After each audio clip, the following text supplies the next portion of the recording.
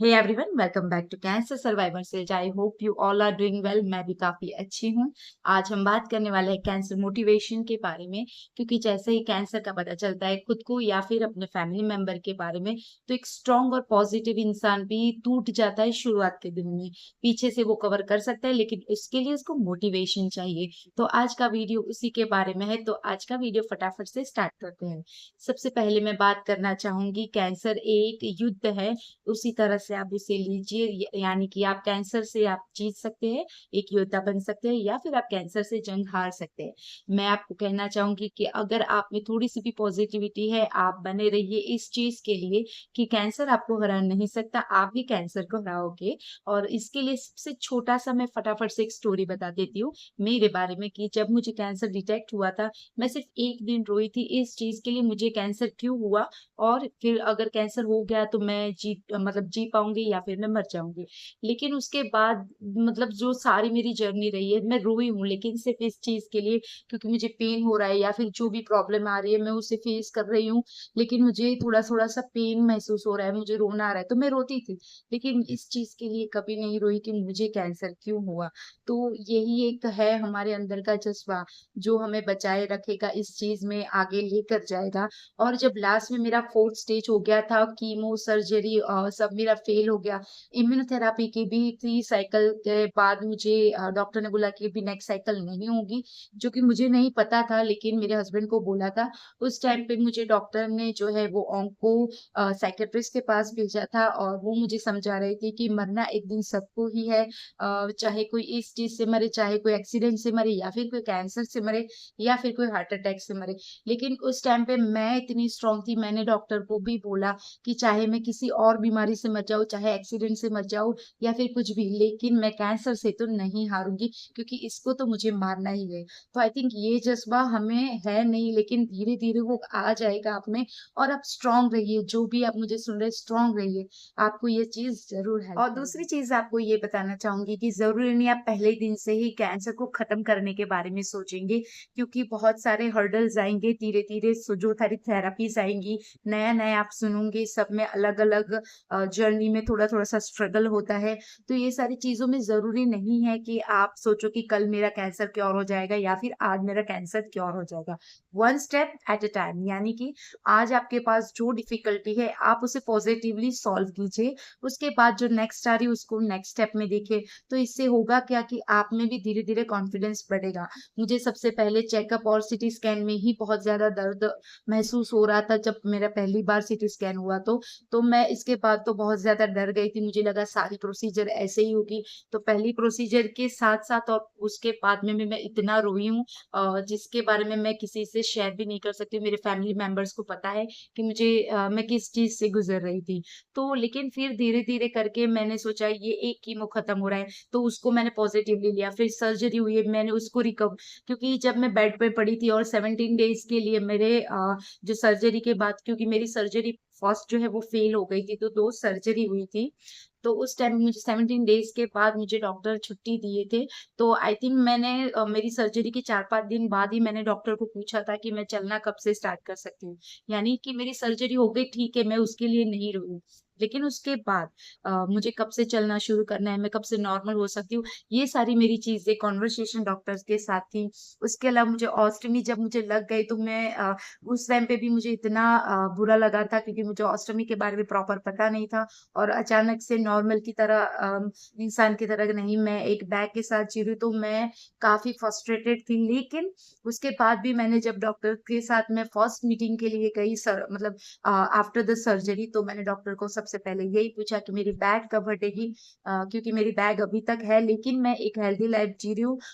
तो बैग का तो ठीक है, वो निकलना होगा तो निकल जाएगी, क्योंकि मेरा टेम्पररी स्टोमा है।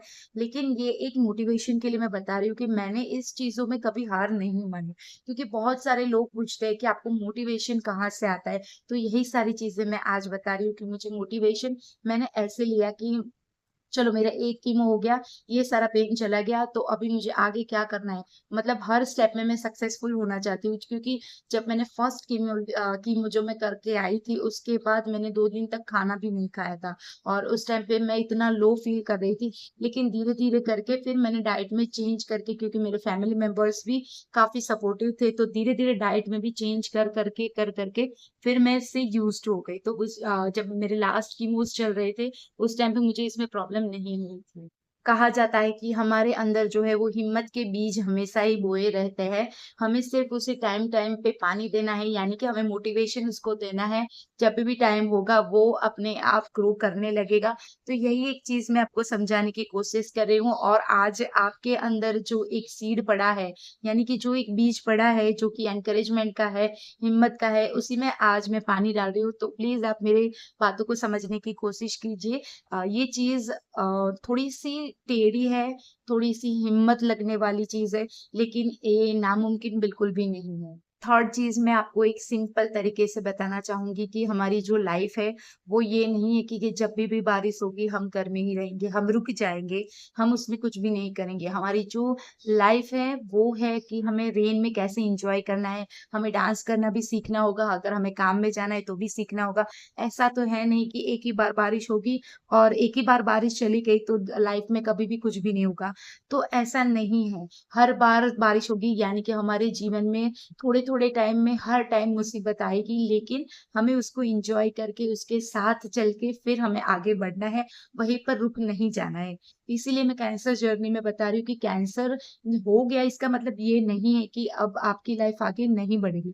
जो कि मैंने भी सोचा था कि अब मेरी लाइफ खत्म हो चुकी है, मैं मतलब 30s में ही थी अपने और मुझे कैंसर हो गया। तो मतलब 29 का मेरा लास्ट था और 30 का मेरा शुरुआत का टाइम था। तो मैंने सोचा यार मेरी तो लाइफ अभी से ही खत्म हो गई। लेकिन ऐसा बिल्कुल भी नहीं है, अभी मेरी मेरी जो लाइफ है बिल्कुल भी नॉर्मल है। तो यहाँ पर मैं एन्जॉय भी करती हूँ, इसीलिए मैं सबको बताना चाहूँगी कि हमारी जो लाइफ हो ऐसा बिल्कुल भी नहीं है कि एक तरह रुक जाएगी। ये बारिश की तरह है, थोड़ी-सी प्रॉब्लम आएगी, फिर थोड़ी-सी धूप आएगी यानी कि अच्छे दिन आएँगे, फिर बारिश आएगी और बहुत सारी चीज़ें ऐसी ज़रूरी है हमारी लाइफ में, आनी ज़रूरी है। हाँ, कैंसर एक बड़ी बीमारी है, तो उससे हमें डर लगेगा, लेकिन उससे हमें रुक नहीं जाना है। चौथी चीज़ आपको ये बताना चाहूँगी कि आप ऐसे भी एक मोटिवेशन ले सकते हो कि जैसे ये वॉरियर की जर्नी जो है हमारी स्टार्ट हुई है, इसमें हम आधे तक पहुँच चुके हैं और आधी बाकी है। अगर हम ऐसे सोचेंगे तो थोड़ा-थोड़ा करके हम इस कैंसर जर्नी में आगे बढ़ेंगे और इससे हमें जीतना ही है। तो हमें खाना-पीना बिल्कुल भी बंद नहीं करना है, हमें अच्छे से पानी पीना बिल्कुल भी बंद नहीं करना है और हमारी जो फिज़िकल एक्टिविटी है थोड़ी-सी एक्टिव रखनी है। हो सकता है जैसे कोलोन कैंसर में मेरा ब्लड जो है वो टोटली पास हो रहा था और 5 से ज़्यादा मेरा एचबी लेवल नहीं बढ़ रहा था, तो मेरे लिए पॉसिबल नहीं था कि मैं फिज़िकल एक्टिविटी घर का काम कुछ कर सकूँ। लेकिन उसमें भी फिज़िकली एक्टिव रहना यानी थोड़ी-थोड़ी टाइम पे उठना, बैठना, वॉक करना ये सारी चीज़ें बहुत ज़्यादा ज़रूरी है और ट्रस्ट मी अगर आप ये सारी चीज़ें करेंगे कि खाने के बाद थोड़ा-सा वॉक कीजिए, खाने से पहले थोड़ा वॉक कीजिए, बाथरूम अगर प्रॉब्लम हो रही है बेड में करने के लिए इच्छा हो रही है, लेकिन फिर भी आप ट्राई कीजिए कि आप बाथरूम तक जाएँ। ना तो मैं अपनी भी बात बताती हूँ कि जब मेरी सर्जरी खत्म हुई थी और उसके बाद जब डॉक्टर ने बोला कि आप वॉक कर सकते हो तो मैंने तुरंत ही वॉक करना थ स्टार्ट कर दिया था। मैं दिन में 3 या 4 बार थोड़ा-थोड़ा स्टेप लेती थी। उस टाइम पे मेरे लिए 10 कदम चलना भी बहुत मुश्किल था क्योंकि एक तरफ मेरा जो है वो ऑस्टमी मतलब जो मेरा इलियोस्टोमी है उसका बैग था, एक तरफ मेरा वेस्टेज का पाइप लगाया था, उधर भी मुझे एक बैग लगा था और बीच में मेरी ओपन सर्जरी हुई थी। और उस टाइम पे मेरी सिचुएशन ये थी कि पहले मुझे लेप्रोस्कोपी से डॉक्टर ने सर्जरी करके ट्यूमर निकाला था, जो कि मेरा ऑपरेशन है वो फेल हुआ था।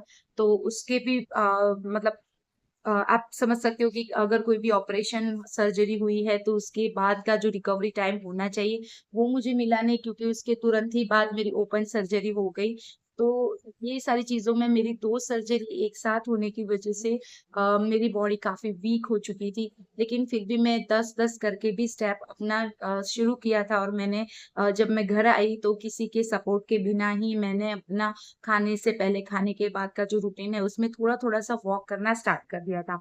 ये सारी चीज़ें मुझे किसी ने बताई नहीं थी, लेकिन जो लोग एक्सपीरियंस है उनका मैं सुनती थी। कोई मुझे घर पे आके कोई भी सजेशन देता था, तो मैं उसको ट्राई करती थी, और इसी से मतलब धीरे-धीरे करके इन्हीं सारी चीज़ों से मैं 5वीं चीज़ ये है कि अपने साथ एक भयंकर चीज़ होती है जब ये कैंसर जर्नी स्टार्ट होती है, कि हमारी जो स्किन है वो तुरंत ही ब्लैक होने लगती है और हमारे जो बाल है वो तुरंत ही गिरने लगते हैं। मैं अपनी बात बताऊँ, जब बहुत सारा बाल मेरा मतलब निकलने लगे थे, तो मैं इतना रोती थी और मेरे फैमिली मेंबर ने मुझे इतना सपोर्ट किया कि उन्होंने बोला कि अगर तू कह रही है, तुम्हारे बाल अगर पूरे निकल जाएँगे तो हम सब अपने बाल निकलवा लेंगे।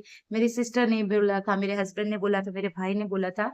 लेकिन जब मैंने अपने पूरे बाल निकलवाए, उस टाइम पे मैं थोड़ी-सी स्ट्रॉन्ग हो गई थी, लेकिन तब भी मुझे सपोर्ट की ज़रूरत थी और मेरे हस्बैंड ने भी मेरे साथ अपने बाल निकलवाए थे। यहाँ पर आप फ़ोटो देख सकते हो उसकी, कि हम दोनों ने ही एक साथ ही अपने बाल निकलवाए तो थे। कहने का मतलब ये नहीं है कि हम प्यार ना करें खुद से, लेकिन इस टाइम पे हमें ये सोचने की ज़रूरत पड़ेगी कि ये मेरे बाल सिर्फ़ बाल नहीं है, या फिर मैं जो है वो मेरी स्किन ही नहीं हूँ।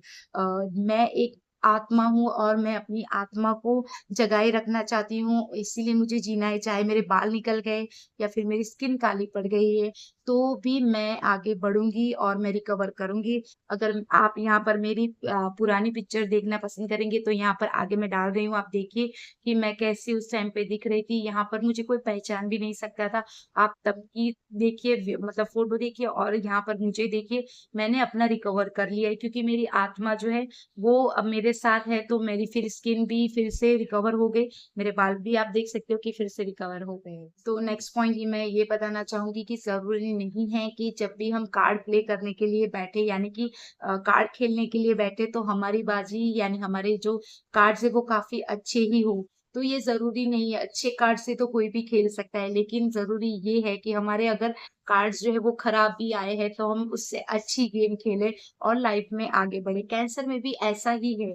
हम ये समझेंगे कि इस टाइम पे हमारे जो कार्ड्स हैं वो काफ़ी खराब आए हैं और उसके साथ हमें अच्छी गेम खेलनी है।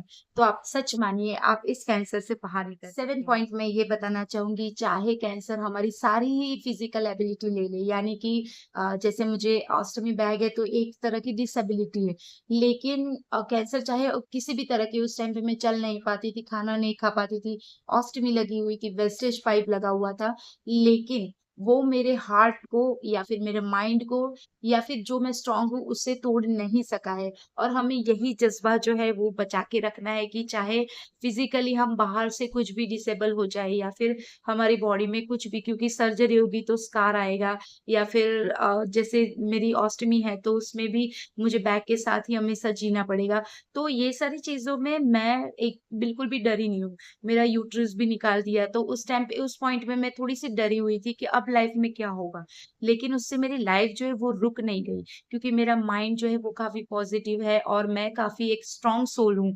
तो यहाँ पर आप देख सकते हो, मैं अपनी लाइफ़ पूरी तरह से नॉर्मली जीती हूँ और मैं पहले की तरह सारी एक्टिविटी करती हूँ। कोई भी एक एक्टिविटी ऐसी भी नहीं है जो मैं नहीं कर सकती हूँ। थोड़ा-सा वेट लिफ्टिंग में हमें ध्यान रखना पड़ता है, थोड़ा-सा हमें डाइट में ध्यान रखना पड़ता है। अदरवाइज़ मुझे कोई भी परेशानी नहीं है, मैं अपनी लाइफ़ पहले की तरह नॉर्मल जी रही हूँ। एक पॉइंट ये भी है कि the mind is everything what you think you become, यानी कि जो हम सोचते हैं वही होगा, क्योंकि हमारी सोच ही सब कुछ है। और ये चीज़ हमें काफ़ी अच्छे से आगे लेकर जाती है, क्योंकि जो आपको पता है कि लॉ ऑफ अट्रैक्शन भी यही कहता है कि हम जो भी सोचेंगे वही हमारे साथ होगा। तो आई थिंक कैंसर जर्नी में आगे बढ़ने के लिए, पॉजिटिविटी के लिए और मोटिवेशन के लिए जितने पॉइंट मेरे पास थे, वो मैंने आप सभी के साथ जो है वो डिस्कस कर लिए।